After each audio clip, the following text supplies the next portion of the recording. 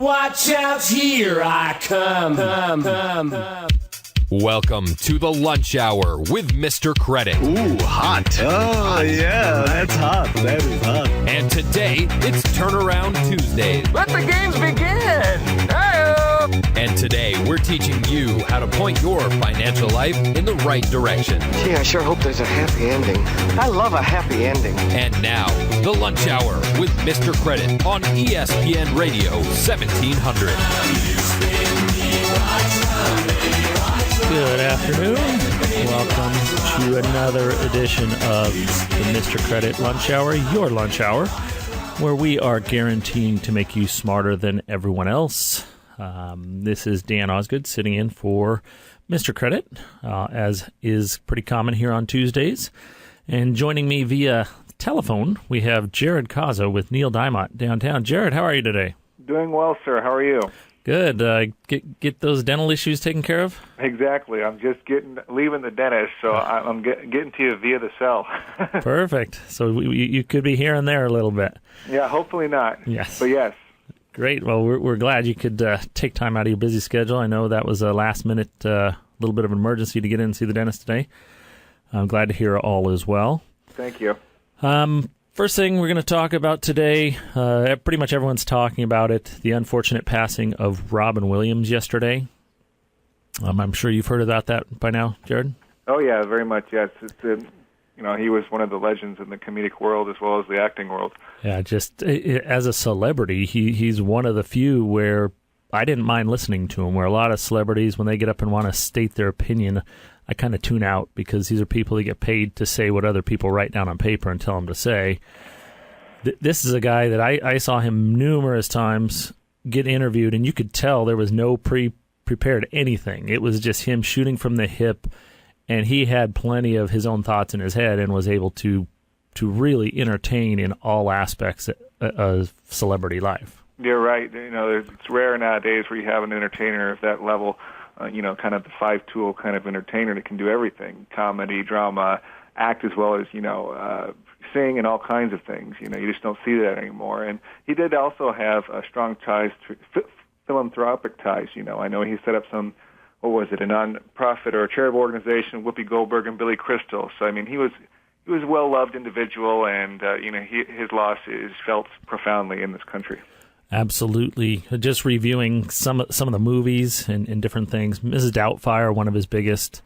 The Birdcage, Awakenings, Good Will Hunting, of course. And then the one that kind of comes to mind, and I heard some stats this morning that I was amazed by. Mork and Mindy, do you remember that? Are you old enough to remember that? Oh, yeah, show? I remember Mork and Mindy. Mork from Mork, yes. You drink the milk with your index finger. Yes, all kinds of, you sit on the chair upside down with your head in the chair. That's right. Things like that, and I'm sure that was ad-libbed, just him being himself. One of the interesting stats I heard this morning, that was one of the top-rated shows for a few years running. Wow. It averaged 50 to 60 million viewers per week. It's just unheard of nowadays. Of course, everything's now cut up in cable, so there's more choices, so I understand some of that. But Game of Thrones is the most watched show on TV, I believe, and it averages about 10 million viewers per week. Yeah, and then you got the DVR. There's a lot of stuff, but you're right. That 50 million viewership mark is a testament to his likability across multiple demographics and platforms. Right, and it was entertainment that was acceptable for kids, as well as adults, where you could sit there as a family and sit and watch, and everybody found it entertaining. And I really enjoy those type of shows. There's few and far between nowadays, it seems like, but you're right. I like that figure. I wouldn't have guessed it'd been that high. I was shocked when I heard that, and it was just wow. So clearly, this is someone that is definitely going to be missed. I think I read a stat yesterday that there are 4 movies pending that he had done work on that will be coming out over the course of the next year. So we're going to get to see his last pieces of work still coming to a theater near you. Oh, that'd be nice. Yeah, yep. So, interesting. We'll change gears here. Let's get more on an upbeat thing. The U.S. Postal Service, their revenue grew. Yeah, but their expenses also grew as well.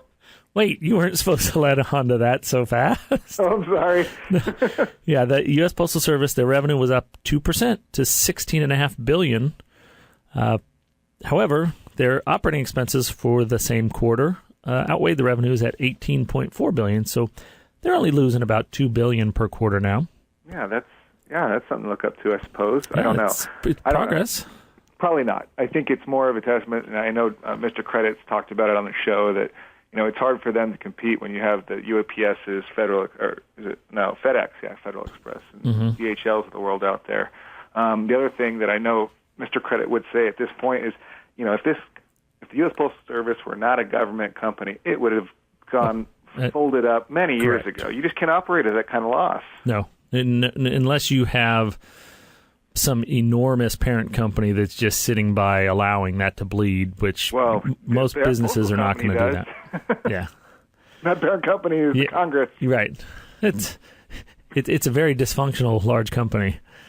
Oh, yeah. One of the interesting things I saw in an article that was just talking about the performance here for the Postal Service, some of their biggest clients are FedEx, UPS, which is surprising. But interesting. I have noticed the Postal Service is delivering a lot of packages for UPS and FedEx. I have had such things dropped on my door by our local postal deliver person.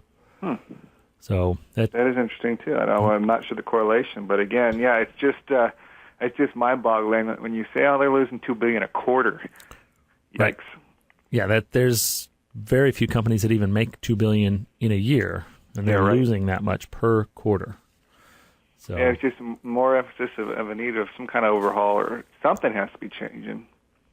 One would think one of the reasons they attributed it to was the workman's compensation. There was just a normal increase going on that was responsible for 1.7% increase overall in expenses. So they're trying to play it off as that. Well, I find that disingenuous in effect because, all these other companies have to provide workman's compensation insurance and everything else. Now, when it's applied to that entity, now it's an issue. It's like, you got to level the playing field. We got to play by the same rules. Otherwise, it just does not work. Well, I think they've worked the expectations so low that anything they can say will make it look not quite as bad. It's all, controlling the words and the message. That is the guiding light, I guess you could say, in today's political and news market, and they're pretty good at that. Yes, absolutely. There's good and bad here again, unfortunately. U.S. jobs, they released last week, and for the sixth consecutive, sixth straight month in July, they increased jobs by over 200,000. Which is a great progress. The one big downside to that is the average earnings is 23% lower than it was back in 2008 when the recession started and all these jobs were lost.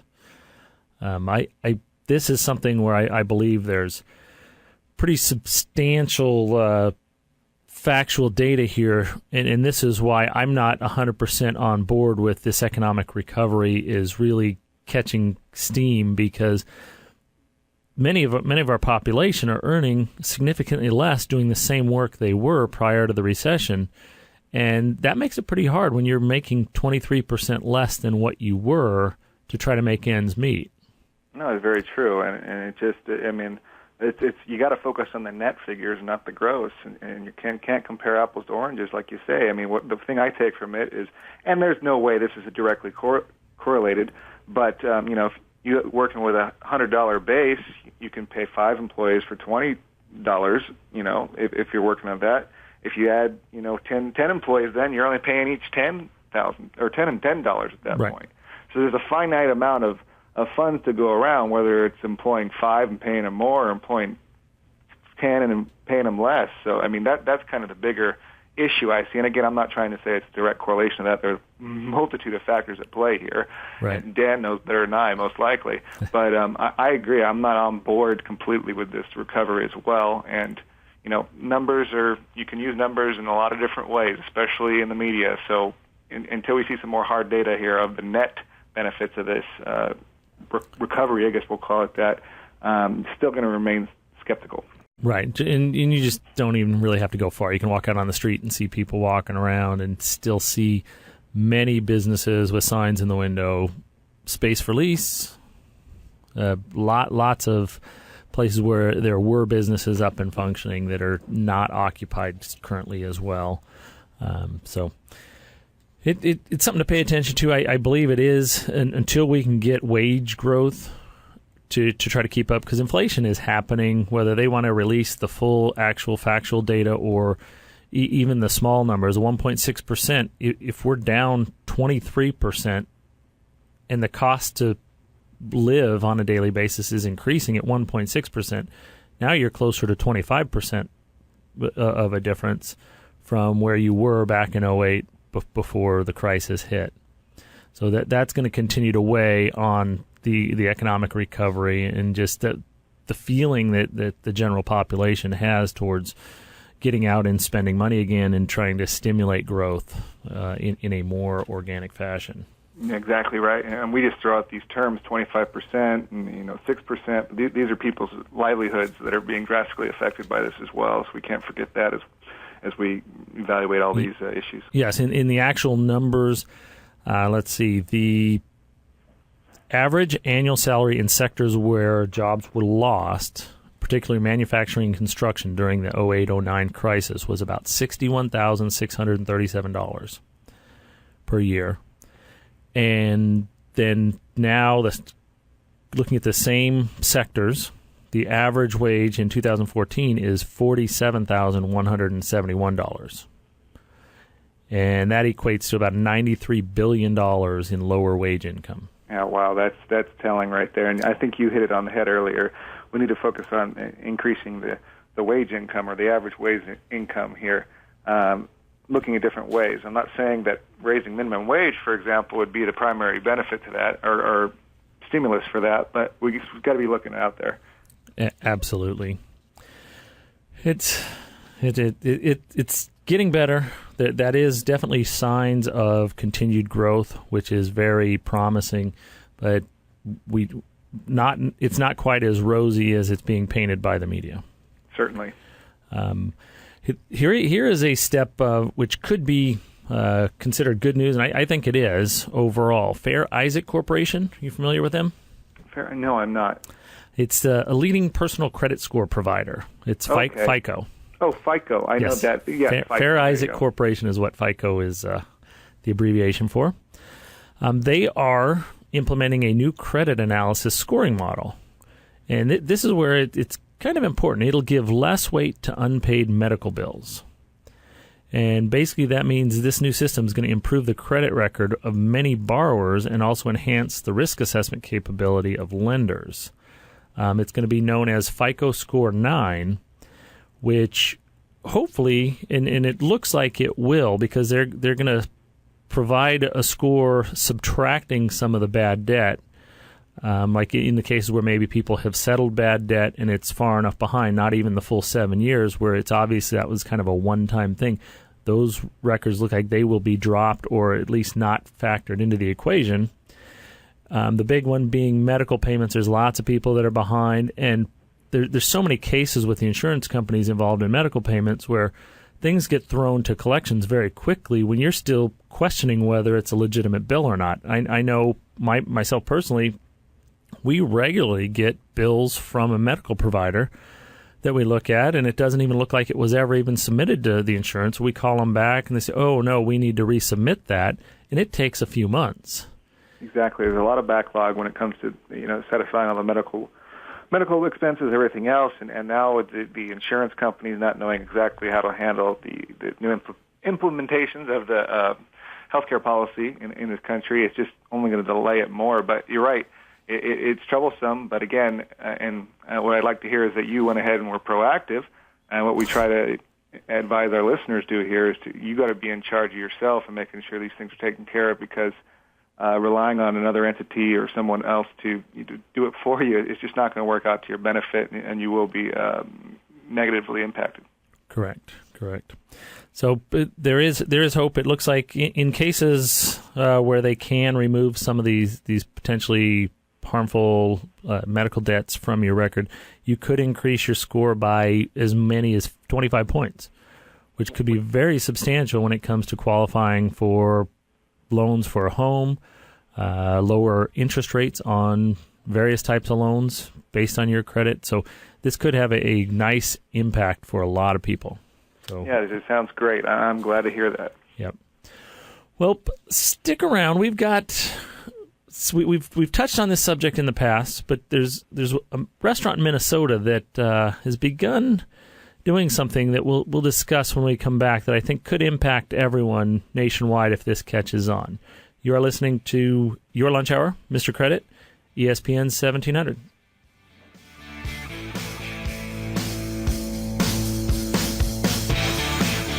If you would like free advice from Mr. Credit, just call or text 619-786-7853. That's 619-786-7853.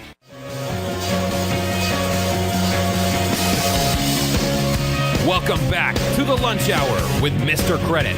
And today, it's Turnaround Tuesday on ESPN Radio 1700. Welcome back to Your Lunch Hour. I'm Dan Osgood, sitting in for Mr. Credit.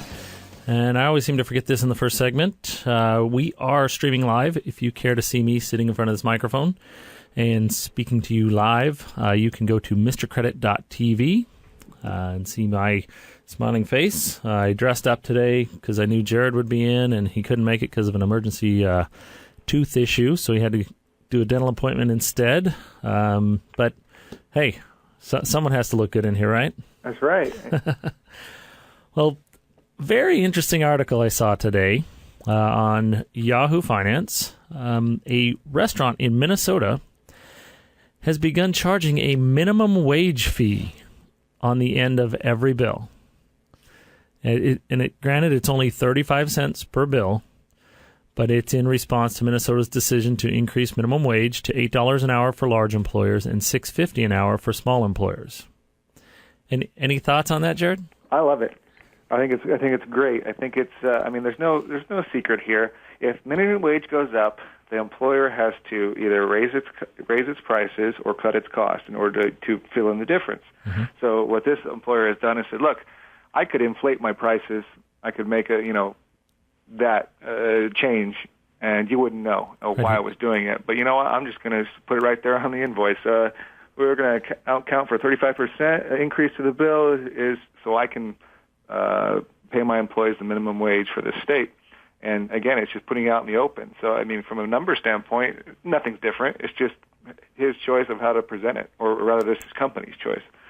Yeah, I really like the way it's being done. Because like you said, they could easily just say, okay, in response to this, we're going to raise all of our prices 10%. Yep, Deal exactly. done. Now everyone who's coming in is paying a lot more than 35 cents per bill. And there's been, of course, people on both sides. One person commented, I won't be visiting a restaurant that thinks it needs to make a political statement on the backs of poorly paid employees. And the owner came right out and said, our decision to offset the recent increase in minimum wage was what we believe to be the most honest and transparent way to communicate a significant increase in our operating costs. Rather than raise menu prices, we decided to charge a flat fee per guest check. Yeah, and I don't see it as him trying to make a political statement. He's just saying, hey, financially, this is what my company has to do if I'm going to continue to provide services to the public. If I'm to pay this minimum wage, I don't want to have to fire my employees, but you know what? I can't just go into my pocket, so I have to raise more money, and this is the way to do it. And again, if that person doesn't want to go to the restaurant, that's their choice. Don't go to the restaurant. Right. That's the beauty of our country. You have that choice. You can go next door. You can go somewhere else. Yeah. So I guess they should just go somewhere else. Where I get irritated is when an individual tries to ban that company from doing any work or banning something that they disagree with. That's where I start, getting a little irritated. But this individual has done what they've, like you said, what the country's founded on. We have choices. Go somewhere else if you want, and there we go. So I think it's a well thought out strategy, and I'm curious to see if it takes off in other states. Right. I'm comfortable with this. It's no different than the airlines charging the fuel surcharge. Yeah, right, exactly. And there was outrage at first, but it's not a big deal. People understand why it's there. They should be able to understand if the consensus is we need to pay people more, that's going to negatively impact businesses. We've talked about this in the past. Sure. That could hurt. And there's another article, a guy who represents the American Enterprise Institute, Robert Doar. His argument on raising minimum wage is a higher wage would lead to fewer low-wage jobs, which is precisely the kind of jobs that our nation's poorest workers are looking for. So yeah, it could be. I mean, but I'm a little confused with that comment because if all wages go up, there's still going to be low-wage jobs. It's just the medium is now higher. Well, but I'm wondering, like we've talked about, if you raise the wage, maybe they're only going to be able to hire 9 people instead of 10. Sure. So you're cutting out a number of those jobs because they only have that base of money that they can afford to pay wages from. So if you raise the wage, that shrinks the number of people that fit into that base. No, exactly right. I mean, there's no joke. These things aren't coming out of midair. They're just well thought out decisions made by employees and employers throughout the country. And this individual or this corporation in Minnesota has elected this strategy. And hey, I'm one for it. That doesn't mean everyone else has to agree, but Correct. We'll see where it goes. That's right. And there was one point that this Robert Doar brought up that I agree with. We've touched on this before, and his direct quote was, "I don't think we're encouraging work enough for food stamp recipients, and requiring more recipients to work could lead to a reduction in the overall need for the program, thus lowering costs to taxpayers." So he's saying in order to qualify, you have to get out and try and at least be somehow partially employed. And it's a little bit different topic, but it's part of this same article where he's touching on the fact that the people that are looking for the lower paying jobs, the poorest workers, are just as happy sitting and just receiving the free subsidies in the form of food stamps without any type of qualification other than just not being able to afford to live. Yeah, there's some kind of overhaul that needs to be needed, and you read about this all the time, as far as drug testing and all kinds of things now that is being kicked around as far as adding requirements to receiving some type of aid, whether it be food stamps or whatever. And again, it's just the beauty of it. We're just trying things out, and some things may not work, and others might. And, the cream will rise to the top. At least that's what we're led to believe here in this great nation. Correct.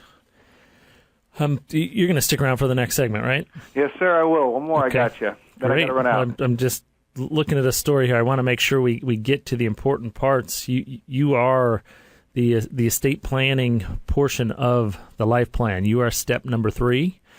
We talk about this all the time, and step number 3 is just part of that whole base, that whole foundation. Once you go through steps 1 and 2, where you sit with someone who is a planner that can help you realize where you are today, take that snapshot, and then start mapping out a path, you need to put everything in writing, and Jared is that step. He's the one you sit with and make sure your entire estate is in order, your financial life is in order, so that if something were to happen to you, you know that what you want to happen is taken care of. And that is so important. We regularly go over these different lists that come up. I saw one that was put out by an estate planning attorney back in Massachusetts that I thought there were a couple points in here that are great. The topic here is avoid these 6 serious estate planning mistakes. And it's just a list of the most frequent mistakes that this particular gentleman sees over and over again. We talk about this one all the time. Number 1, right up top, is not checking your beneficiary designations. Yep. Like you said, we talk about it all the time. It's one thing that people don't do as part of the plan. Some people create a trust or a will, but then they don't take the next step, which is to, make sure that plan is mirrored or represented, rather, in their other assets, whether it be a corporation in the bylaws or in a retirement plan, a life insurance policy. These parts need to all be working together to ensure that your vision, your life plan, is actually carried out and succeeds. one chink in the chain, and everything's come down like a house of cards. Right, and that's that long-standing saying is you're only as strong as the weakest link. If you do have that one weak link, it could, like you just said, the whole house of cards falls. The second item here is not considering that your personal possessions may have more than their monetary value to your children and making a plan to distribute fairly and equitably. This is a difficult one, and it's frankly where I see more problems when it comes to beneficiary squabbles. I'll use that term after someone's passed. And it is true. Certain tangible items, whether it be a picture, a piece of jewelry, a piece of furniture, they have certain value to beneficiaries other than monetary. And if there's no clear or well-thought-out plan there, this could delay a trust administration or a probate administration as far as divvying up these assets. So what we do typically at our firm is we discuss this potential problem with our clients. We say, we should think this out and, make out a list. Doesn't have to be the day. You can make out a list later to say who you want to have something else, specific gifts to be made, and we can incorporate as part of the plan. In addition, I always tell them that if they think there's going to be a problem, they should just pick a neutral trustee to be the person to determine how the personal items get divvied up, because then you don't have the emotional weight. Just that question of, mom loved me best or loved you best, or that whole psychological aspect to it. There's that, and where you see it a lot is when a particular sibling is the trustee and a beneficiary, and then they're in charge. And then you create hurt feelings because that person has, quote-unquote, power over another sibling. Right. So, and again, you avoid these problems somehow. And again, one of the easiest ways to do it is to just put exactly what your intent was in the verbiage of the trust agreement.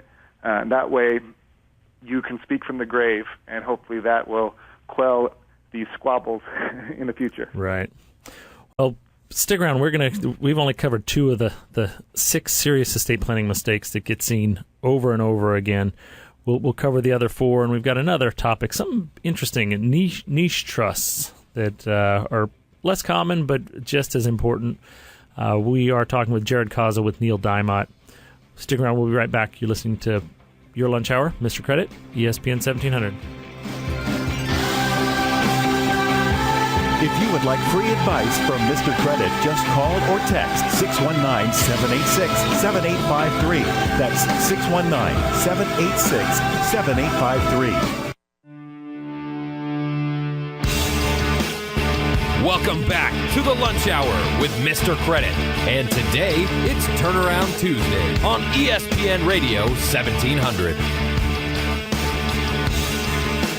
Welcome back. Thank you for listening. Hope everyone is out enjoying the day during your lunch hour. It is another nice one out there. Jared is still with me? Yes, sir. Okay, here we go. Let's jump right back in here. Avoid these 6 serious estate planning mistakes. We covered the first 2, not checking beneficiary designation and not considering your personal possessions that might be a little more emotional than financial, that could cause problems within the family. Number 3 is not naming backup executors and trustees. Yeah, that's a common one I run into every now and then, is where, you pick one person, usually a spouse is very common, as your trustee or your executor of your estate. Well, sometimes, a little late in life or whenever, that person passes away before the trust creator, and no work's done to name someone else. So there is no one named under the trust document, and then you have to go to court to have someone else appointed. Another problem in this area is not naming someone or not authorizing the beneficiaries or another company, another individual to appoint a trustee outside the court system. You can do that in a trust. What we typically do at our trust is that we confer upon the beneficiaries the power to elect a trustee in the event there is not one named in the trust. That way, the beneficiaries come together, they nominate someone, sign off on it, and that person is then free to administer the trust without having to have the court get involved. It's something that we put in there, and it's something that should be in every trust.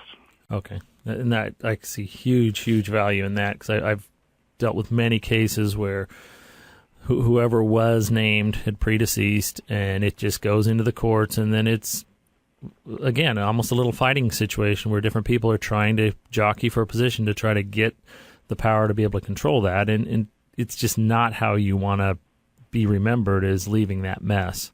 Well, and it's just delays.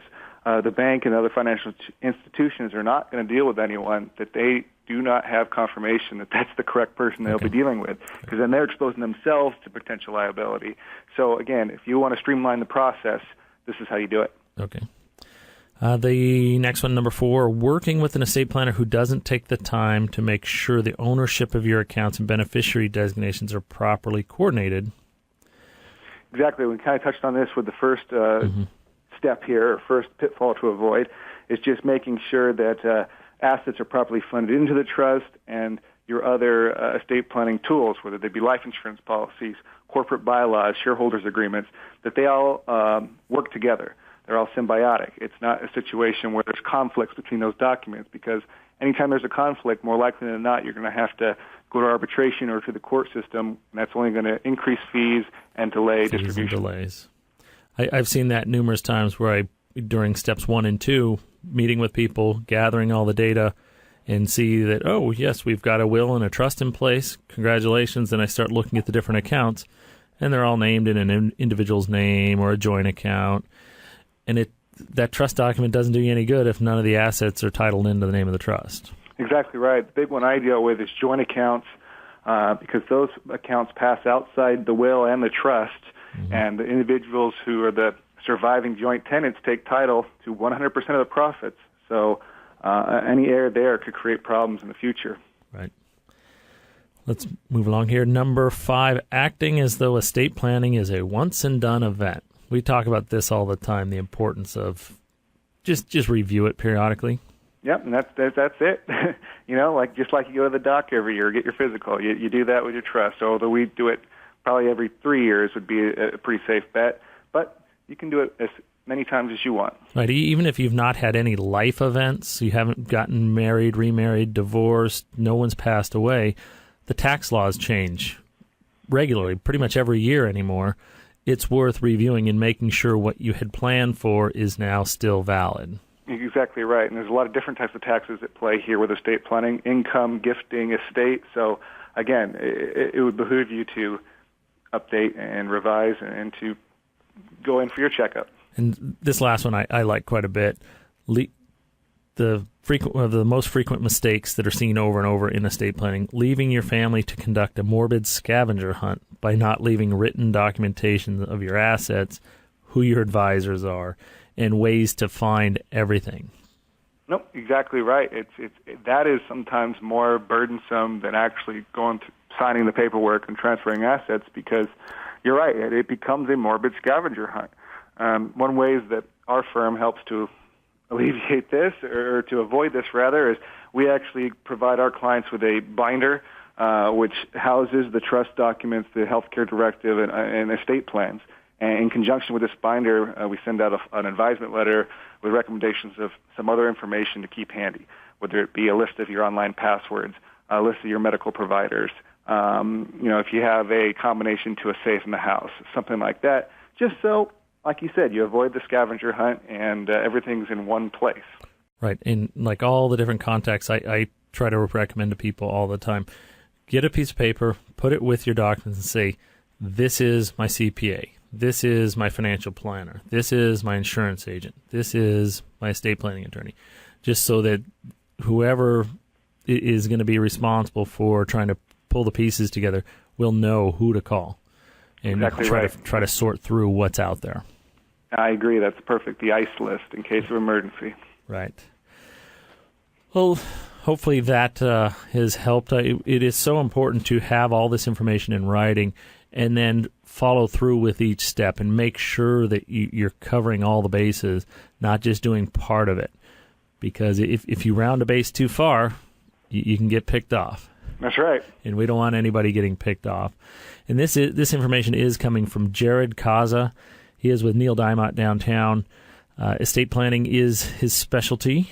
You can reach him at 619-238-1712. Once again, that's 619-238-1712 for a free consultation. Give him a call. He'll sit down with you, go through your estate planning situation, and see what you need and give you some advice.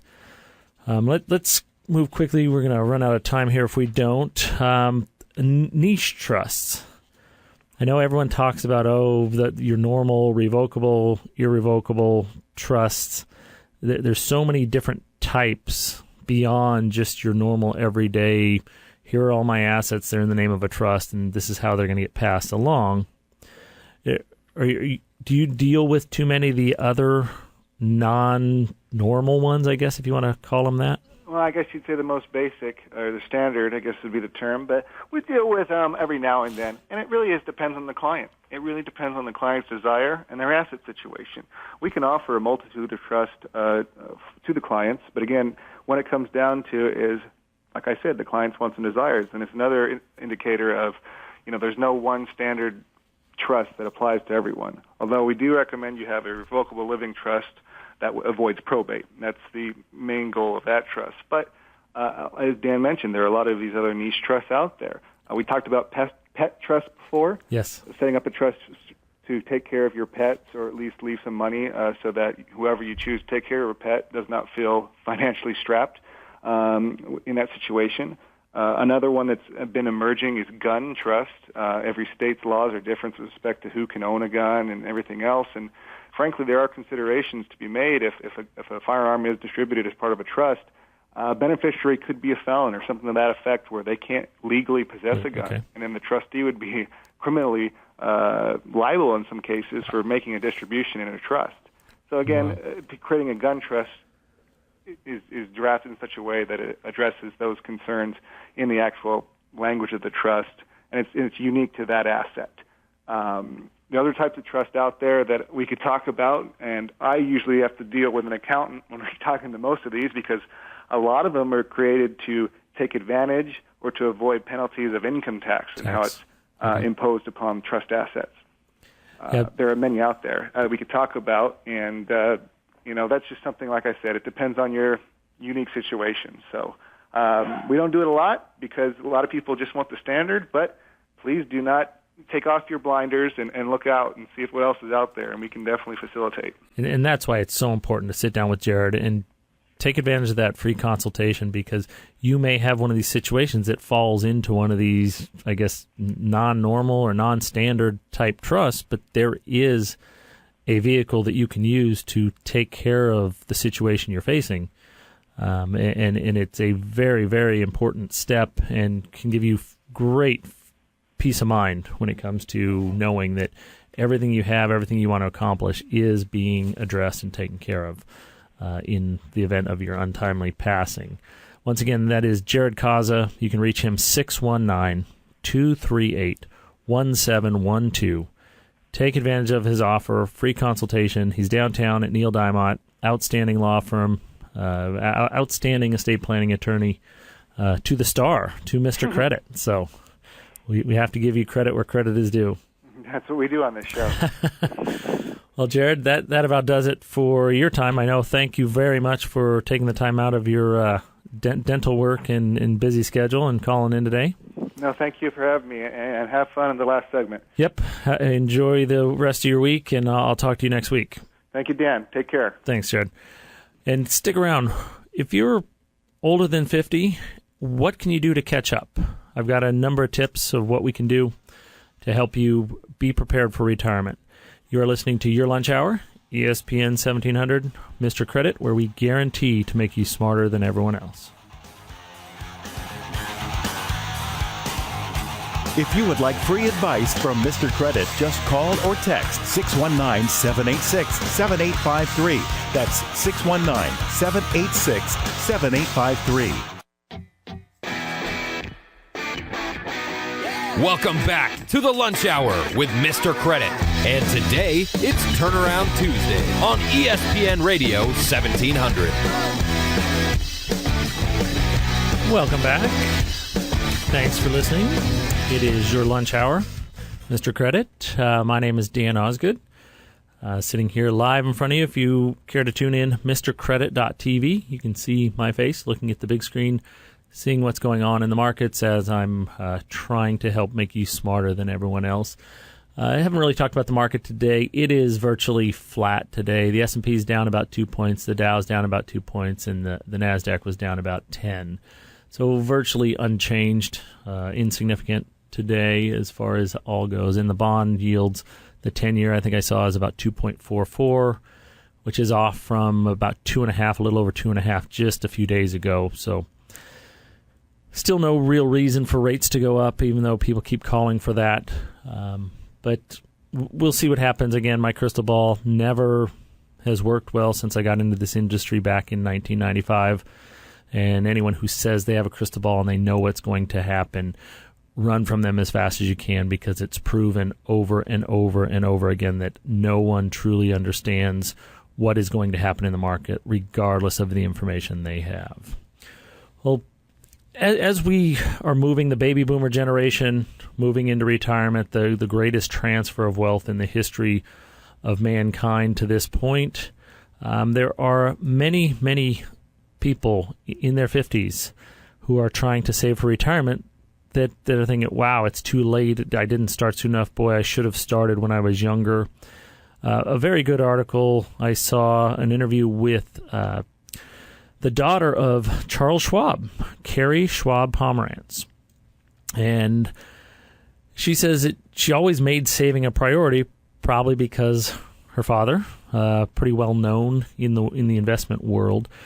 But she said it wasn't until her 40s that she got intentional about her retirement savings. And despite the fact that she had her father and probably the whole family was pretty financially savvy, it didn't preclude her from seeking professional help from an investment advisor, because even the experts hire experts. It takes out the emotion, and it makes you show up and learn and have better outcomes, according to Carrie Schwab Pomerantz, which I think that's great advice. There are many people that try to do it themselves, and they just can't because of the emotional aspect of what you're trying to accomplish, where if you allow another professional that's all they do 100% of the time, they're going to eliminate most of that emotion from what you're trying to accomplish, which is going to give you a higher probability of accomplishing the goals you're striving for. Some interesting facts stated in this interview. More than a third of people 55 and older have saved less than $10,000 for retirement. And that's according to a study from the Employee Benefit Research Institute. That's kind of scary. Think about that. $10,000 is all that's been saved for people that are 55 and older. They're within just a few years of retiring, and they only have $10,000. That typically means, and the reality is, people are going to rely on Social Security where there's no guarantee Social Security is going to still be there. I think there will always be some form of Social Security, but I think it's going to be less and less as far as the impact it has on people's retirement. Approximately two-thirds of Americans use Social Security as their primary source of income. That other third, it's their only source of income. And the really unfortunate side of that is the average amount of Social Security is only about $15,000 a year, where if you live here in Southern California, I don't know how possible it would be to live off of $15,000 a year. Granted, at that level, you're probably not going to pay much, if any, taxes, but $15,000 a year is barely $1,000 a month to try to pay the bills, to live, whether it's to rent, to pay a mortgage, all of those things. That is very challenging. So there are a few things you can do that can make a big difference.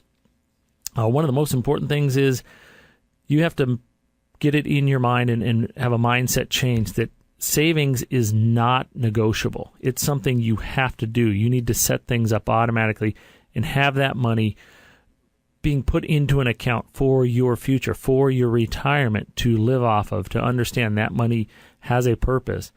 If you don't, then you're going to really, really struggle. If you think you can survive on $15,000 a year, then maybe you don't need to do this. Maybe you can continue to spend money without savings. But again, if you're going to live here in Southern California, $15,000 is going to be very difficult to survive off of.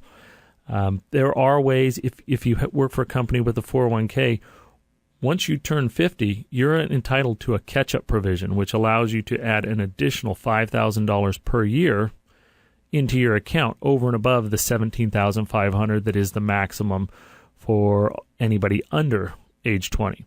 So that is something that can help, that would give you a jump start if you can afford to maximize that. And again, you need to make this a non-negotiable thing. You need to put as much money as you can in and try to save as much as possible to help your retirement.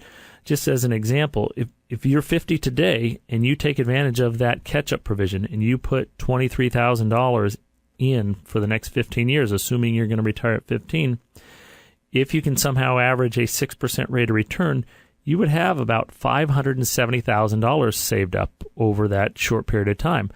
That's a pretty substantial amount of money. Now that allows you to have a much greater income per year over the $15,000 that is being offered through Social Security if you're getting that. So one of the rules of thumb, and I kind of take most rules of thumb with a grain of salt, is for every $40,000 of income you will need a year in retirement, you need $1 million saved based on the old 4% withdrawal rule. Again, if you subscribe to that, this could make sense. That could mean if you think you can live off of $40,000 a year, you will need $1 million saved up. So if you are over 50 and you have any additional questions or you want some more help, reach out to Mr. Credit, or you can go to my website, freeinvestmentaudit.com. We are always here to help. Thank you very much for listening. This is Dan Osgood sitting in for Mr. Credit, your lunch hour where we guarantee to make you smarter than everyone else. Enjoy the rest of your day. If you would like to contact Mr. Credit or access any free offers mentioned on the show, just go to mrcredit.org.